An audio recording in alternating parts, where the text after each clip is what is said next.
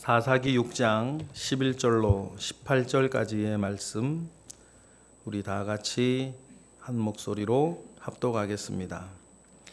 여호와의 사자가 아비에셀 사람 요아스에게 속한 오브라에 이르러 상수리 나무 아래에 앉으니라.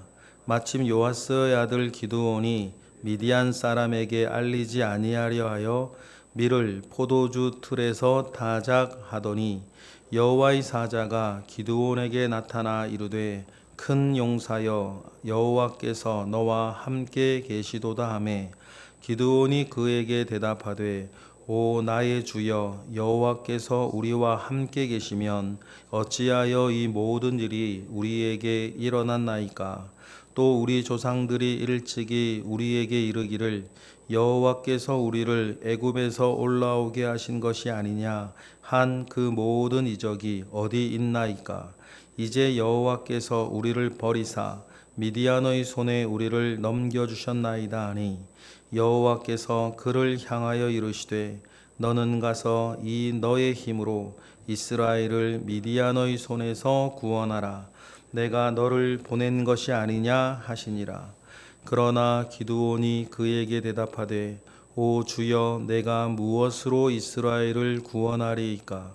보소서 나의 집은 므낫세 중에 극히 약하고 나는 내 아버지 집에서 가장 작은 자니이다 하니 여호와께서 그에게 이르시되 내가 반드시 너와 함께하리니 내가 미디안 사람 치기를 한 사람을 치듯 하리라 하시니라. 기드온이 그에게 대답하되 만일 내가 주께 은혜를 얻었사오면 나와 말씀하신 이가 주 되시는 표징을 내게 보이소서. 내가 예물을 가지고 다시 주께로 와서 그것을 주 앞에 드리기까지 이곳을 떠나지 마시기를 원하나이다 하니 그가 이르되 내가 너 돌아올 때까지 머무리라 하니라. 아멘. 사사 기드온의 이야기가 이제 본격적으로 시작되고 있습니다. 기드온, 부수는 자, 도끼로 찍어내는 자라고 하는 이름을 가지고 있는 기드온입니다. 다른 사사들과 기드온이 가지고 있는 특별한 의미는 하나님께서 직접 나타나셔서 기드온을 오늘 본문과 같이 부르셨다는 것입니다. 다른 사사들을 이렇게 부르지 않았습니다. 하나님께서 사사를 세우셨다 이렇게만 되어 있지 하나님께서 직접 나타나셔서 기드온이라고 하는 사사를 사사로 세워 나가시는 이 장면은 우리가 알고 있는 그 다른 사사들과는 다른 기드온만이 가지고 있는 특별한 은혜입니다. 그런데 우리가 한편 생각해 볼 수 있습니다. 왜 하나님은 기드온에게 나타나셔서 기드온을 사사로 세우시겠다고 하는가? 오늘 본문에도 언뜻 나오지만 그는 말 잘 듣는 사람도 아닌데 말입니다. 왜 그럴까? 왜 그렇게 하셔야 했을까? 우리가 생각해 볼 필요가 있는데 사사 중에서 정말 기드온은 사사가 갖추어야 할 여러 덕목들 가운데에 기드온은 갖추지 못한 것들이 참 많은 사람입니다. 오늘 본문에 믿음도 별로 없는 것 같고, 그리고 대적과 나와 싸워야 할 때에 용기와 담력과 기백도 별로 없는 것 같고, 그런 사람을 하나님께서 사사로 세우셔야 하니 직접 나타나신 것은 아닌가 그렇게 묵상을 해봐요. 그러나 이 메시지를 통해서 우리가 반드시 기억해야 하는 것, 모자르거나 부족하거나 연약하다 하더라도 하나님께서 함께 하시면 용사로 일어선다. 하나님께서 함께 하시면 안 될 사람, 모질한 사람, 한참 못 미치는 사람이라 하더라도 하나님께서 붙드시면 큰 일을 해낼 수 있다라는 사실들을 하나님께서 우리에게 주시고자 하는 겁니다.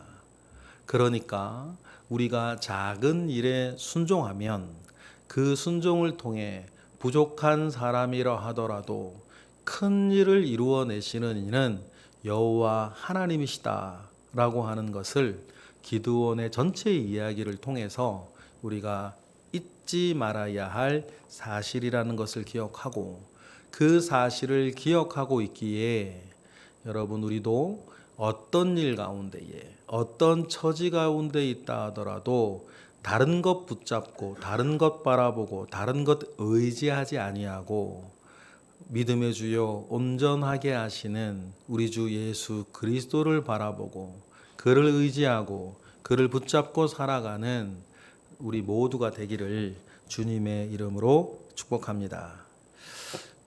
기드온의 이야기가 시작되었을 때에 어제 본문에 미디안으로부터 얼마나 큰 짧지만 참 혹독한 어려움을 이스라엘이 겪었는지에 대해 이야기하고, 하나님께서 특별하게 또 사사를 세우시기 전에 선지자를 먼저 보내셔서 이스라엘을 책망하신 후에 이야기가 시작이 되어집니다. 그래서 기드온의 첫 등장이 11절에 나와 있는데, 그 모습을 보면 용사하고는 참 거리가 먼 사람이다 라고 하는 것을 우리에게 알려주고 있습니다. 11절 읽어보겠습니다. 시작. 여호와의 사자가 아비에셀 사람 요아스에게 속한 오브라에 이르러 상수리 나무 아래에 앉으니라. 마침 요아스의 아들 기드온이 미디안 사람에게 알리지 아니하려 하여 밀을 포도주 틀에서 타작하더니, 밀을 타작을 하는데 미디안 사람들한테 들킬까봐 포도주 틀 안에 들어가서 밀타작하고 있는 것이 기드온의 첫 장면입니다. 밀을 타작하기 위해서는 여러분 넓은 공간이 필요해요. 포도주 틀이라고 하면 땅에 이렇게 이중으로 이렇게 땅을 계단식으로 파놓고 거기에 이제 포도를 이제 말뚝을 찧어서 흘러나오는 그 포도즙을 이렇게 모아서 포도즙을 모으는 공간이니 아주 협소한 공간이란 말이에요. 근데 미디안 사람들이 겁이 나서 들키지 않으려고 기드온은 그 틀 속에 꾸부정하게 들어가 가지고 소복소복 이렇게 밀을 타작하고 있는 것입니다.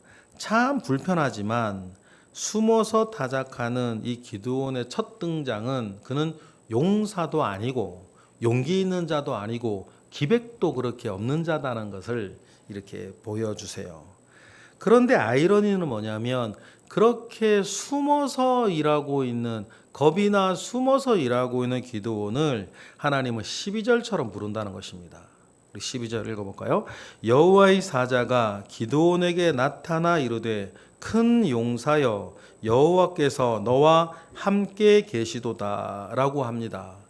그렇게 겁쟁이와 같이 이렇게 있는 기드온에게 하나님은 나타나셔서, 이게 아이러니죠, 큰 용사라 그러는 거예요.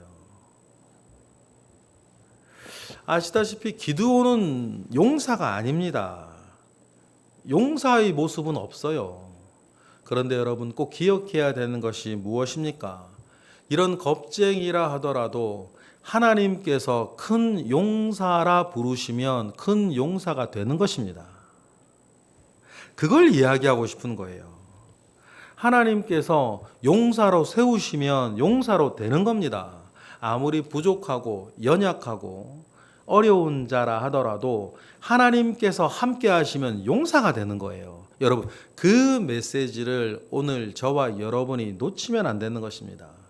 그래서 이후에 우리가 유명하지 않습니까? 기드온과 300용사라 했을 때 여러분, 그 사람들의 숫자나 기백이나 실력이나 이런 것들은 큰 일을 할 만한 사람들이 아니었는데, 하나님께서 붙잡아 주시면 된다는 것을, 하나님께서 함께 하시면 된다는 것을 여러분 우리도 명심하고 오늘을 사시기를 바랍니다.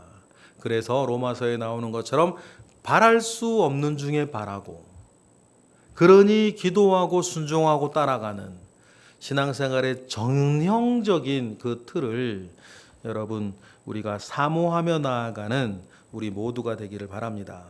기드온이 왜 이렇게 겁쟁이로 남아 있을까?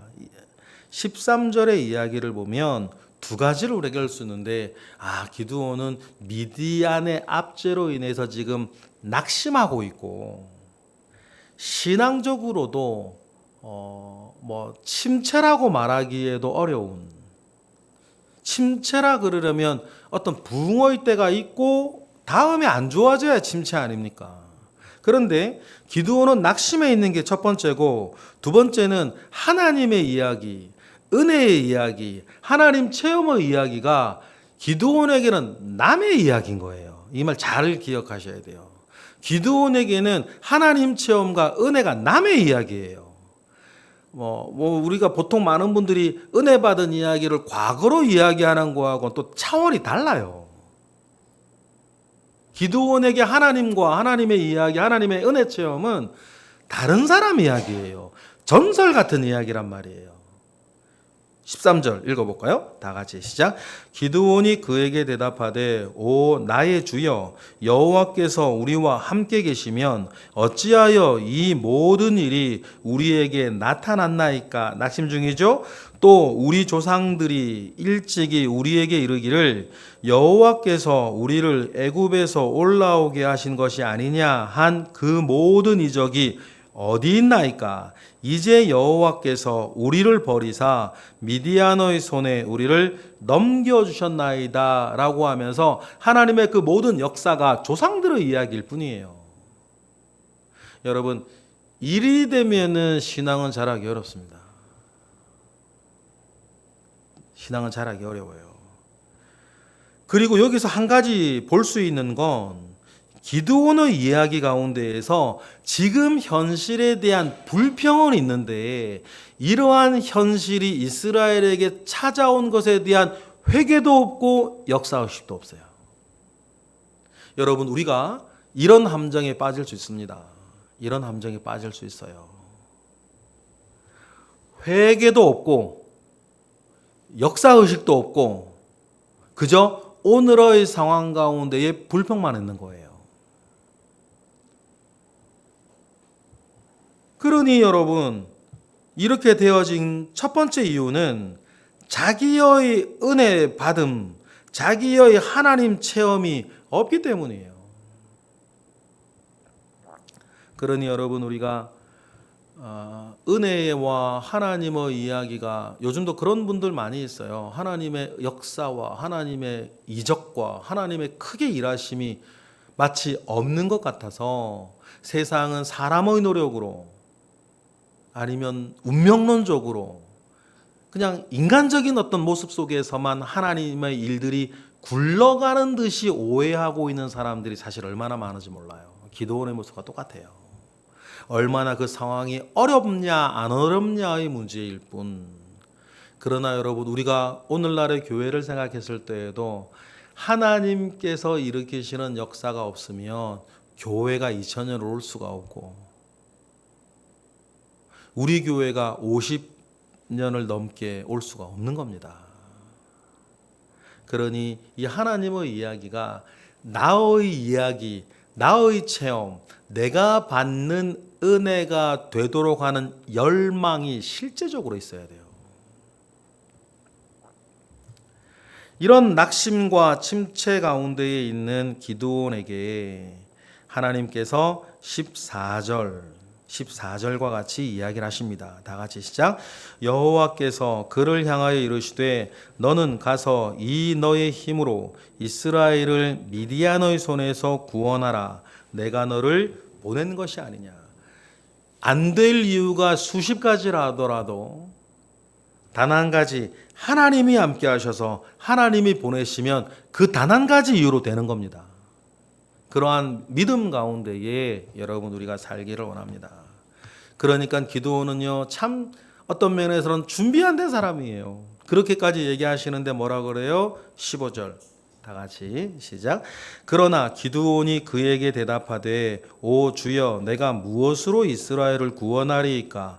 보소서 나의 집은 므낫세 중에 극히 약하고 나는 내 아버지 집에서 가장 작은 자니이다 라고 이야기를 하면서 거절과 사양 사이의 어느 지점.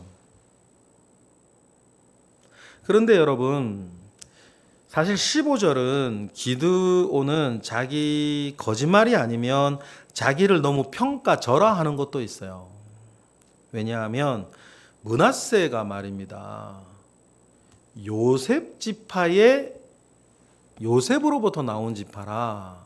여러분, 이스라엘 12지파 가운데에 육적으로는 에브라임과 더불어서 대접받는 지파였어요. 그래서 므낫세 지파는 요단강 동편과 좌편의 땅을 2개로 받은 사람은 2배로 받은 지파예요. 그런데 그렇다면 이스라엘 작은 지파예요? 그렇지 않아요. 또 기드온 이야기의 중반과 후반을 넘어가면 기드온 집안은 상당한 재력 있는 집안이었다는 것도 알 수 있어요.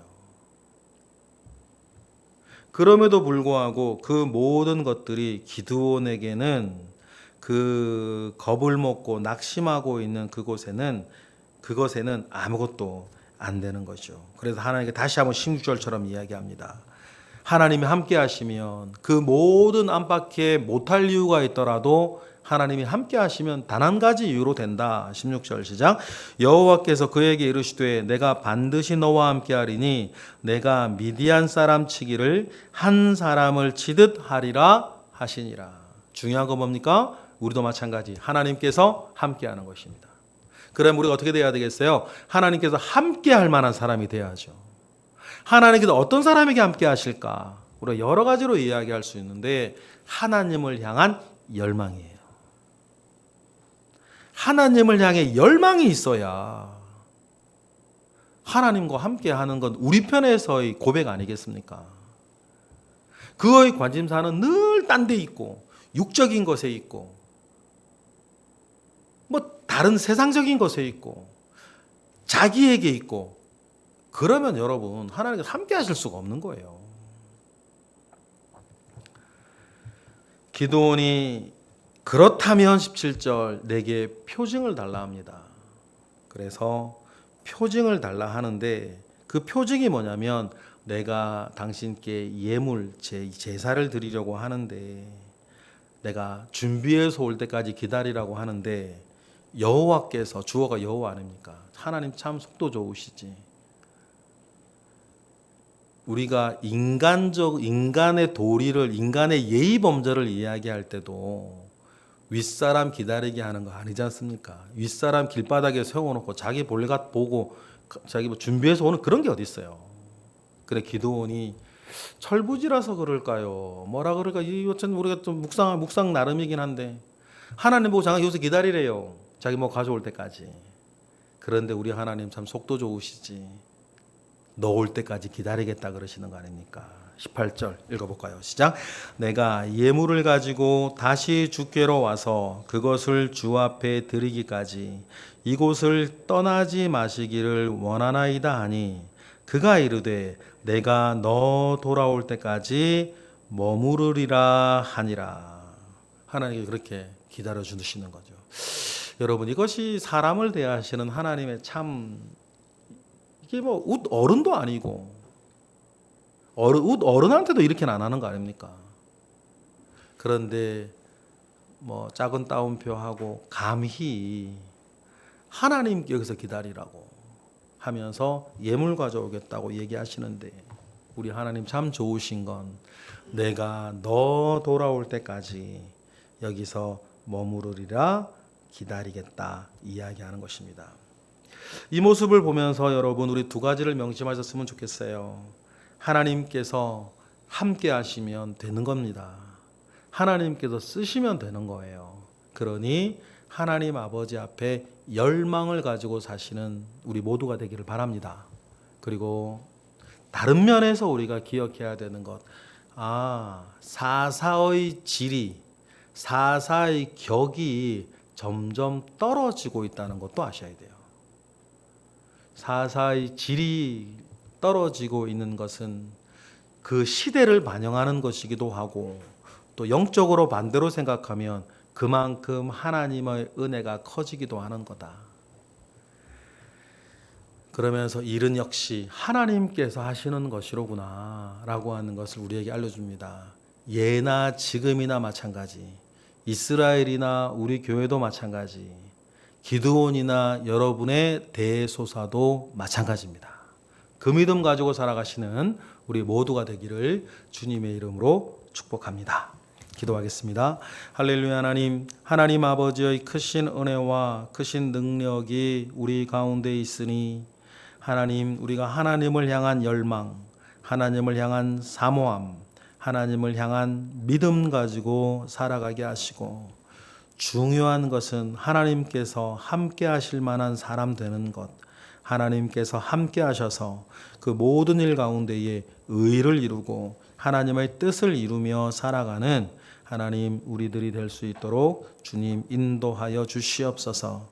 이 시간 드려지는 1000번째 예물 가운데에 주님 함께 하시고, 오늘도 새벽을 깨워 기도하는 이들 가운데 함께 하시고, 오늘 하나님 우리 교회 환우들을 붙잡아 주시며, 큰 비가 또한 예보되어 있는데 이 일들 가운데에 불편하고 어려운 일 생기지 아니하도록 우리나라와 서울 시민과 우리 교우들을 주님 붙잡아 주시옵소서. 예수 그리스도의 이름으로 기도드렸나이다. 아멘.